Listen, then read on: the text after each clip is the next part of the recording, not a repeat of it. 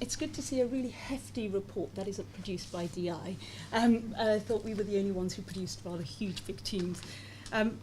It's a brilliant report, and despite its size, it's definitely worth a read because it's very, very comprehensive, and it touches on the breadth of challenges that we're facing in the world today.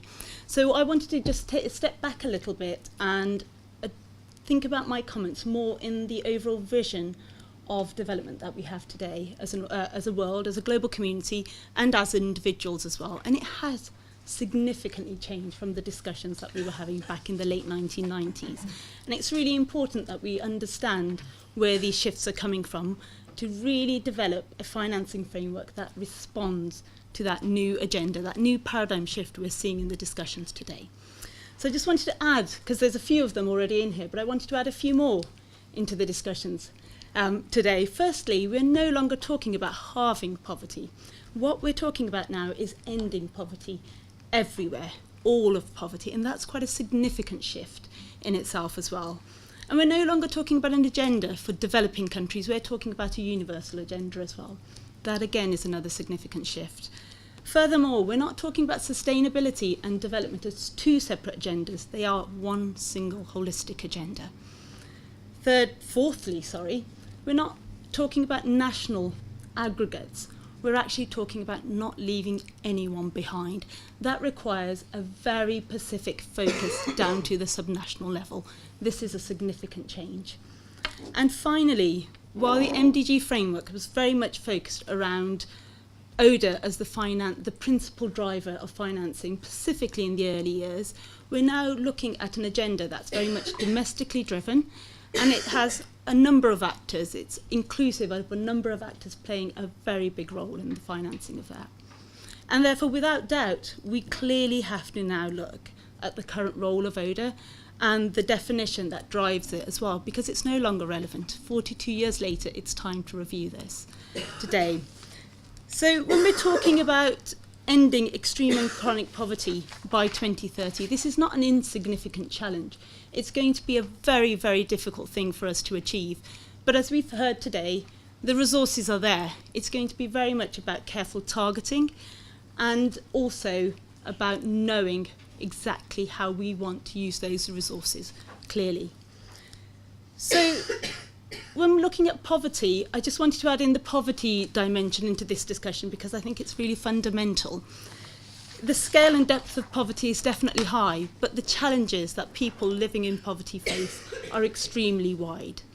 And just to add some more stats into the discussion, of the 1.1 billion people who are living on $1.25 a day globally at the moment, this is an estimated number, 96% of them are living in politically fragile countries or environmentally vulnerable countries, or both. Now that's a significant proportion of people that we're talking about. And ultimately, their challenges that they face cannot simply be dealt with by increasing the $1 a day level to $2. It has to take into consideration a comprehensive number of solutions and factors which will go beyond financing. And I think that's a really important point for us to always remember, that this needs to be considered beyond just financing. Furthermore, we talk a lot about domestic resources and their priority. However, countries that have very low domestic resources and very high poverty levels as well, the projections with regards to their growth remain actually quite slow. So we're not unlikely to see in the period, if we're looking at it from just up to 2030, significant change in their ability to mobilise resources.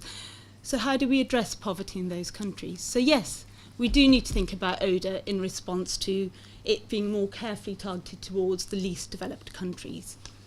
But if we only or primarily think about it in that way, we will be failing millions and millions of people, because actually poverty is much more dispersed across the globe now than it has ever been.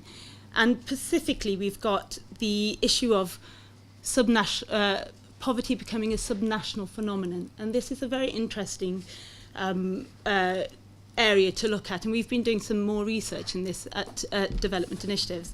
Emerging economies who are seeing rapid growth are also seeing a huge amount of inequality, where people the poorest in their communities are getting left behind, they're isolated, and they're disconnected from the drivers of national development. An interesting figure I was looking at recently, just looking at some of the papers coming up for the recent upcoming G20 meeting. The G20 economies are responsible for about 85% of the world's GDP. However, they have more than half the world's poor living in those countries. So this is an important factor when we're looking at the resources and how we're targeting. And it's important that we consider this. There's a lot of talk at the moment about the role of public and private finance, the role of domestic and international. And it's really exciting. I think it's really exciting when we look at the numbers. They are incredibly impressive. However, at the same time, we need to make sure that we recognise the different functions of each of these different financing mechanisms as well. And their limitations too. There's no silver bullet on this, and there's no one resource that can tackle the issue of poverty completely. And it's important to bear that at the forefront of our discussions as well. Let's just take FDI as an example. FDI is 3 times larger than ODA, and it's a growing resource. It's seen as a very important resource in the private funding component, finance component. But in 2012, 2/3 of FDI only went to 10 countries. And that's not taking into consideration what actually left in profit from those countries as well. So it's a really important equation to bring into the discussions. But I can't not talk about ODA, and I think it's really important that we don't forget about the unique role of ODA and and that role that it plays. And it's been already brought out in today's discussions. But I want to put it in a way that takes that definition a little bit further. I'd be quite keen to actually hear your thoughts about whether we should really be thinking about ODA becoming targeted specifically at addressing the needs of the bottom 20% of the poorest people in developing countries, so that it's no longer just about it being about country eligibility, but it's about where the people are. We've been doing, again, a little bit more research, which we'll be launching next week, which is looking at the role of agencies who do prioritise ODA as poverty reducing. So if they have a formal mandate to end poverty as part of their ODA delivery, how is that actually contributing to what they're doing? And what we've found out is that actually their ODA does 80% of their ODA is going to countries with high poverty rates. So that's showing actual success if it is specifically defined as your objective alone. And this in itself offers us a huge opportunity with regards to ODA and changing the ODA architecture for it to become a global public good. But finally, and I can't not make this point, all decisions are ultimately as good as the information on which they're based. And for a very comprehensive report, the only shortcoming I would say about it was there was not a huge amount of information on the data, the quality of the data that we really need to make better decisions to be able to get better results. And ultimately, data that is accurate, timely, it's disaggregated to the subnational level, and I can't state that strong enough.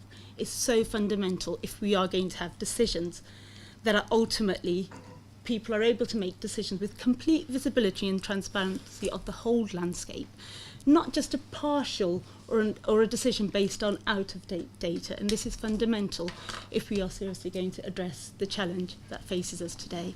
Thank you.